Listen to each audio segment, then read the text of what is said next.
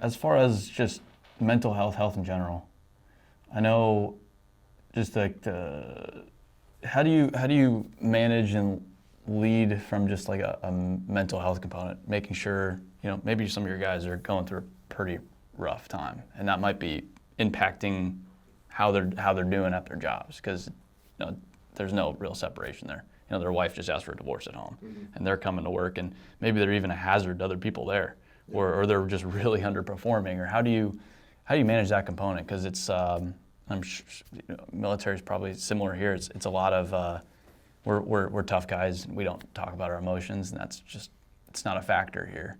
How do you manage that as a leader? So number one thing is you gotta have a good enough relationship with your people that you can understand, that you can see, you can detect when there's something going on. Now, does this mean if you got 1,000 people, you're gonna have a relationship with 1,000 people? No, it doesn't mean that at all. But your team leaders have to understand that they are responsible for their 7 people that they got on their team, and they've got to know them well enough to know that if Fred is acting strange, hey Fred, what's going on? Is everything okay? That's what we have to do. We have to build those relationships. Now, when something's not okay, what do? Cover and move. Hey Fred, oh, your daughter's sick, really sick, she's got some issues. Cool, you know what? Why don't you take Friday off? I know you gotta go to the hospital with her and go to a doctor's appointment. Why don't you go spend some time with her? We will cover for you. And if people start to get stressed to a point, I use the car analogy. If the check engine light comes on in a car, you're driving down the highway and the check engine light comes on, you pull over to the service station and you get the engine serviced, what's gonna happen? What's gonna happen to the car? Ready to go again. It'd be fine. Yeah, you take it back on the highway and you drive.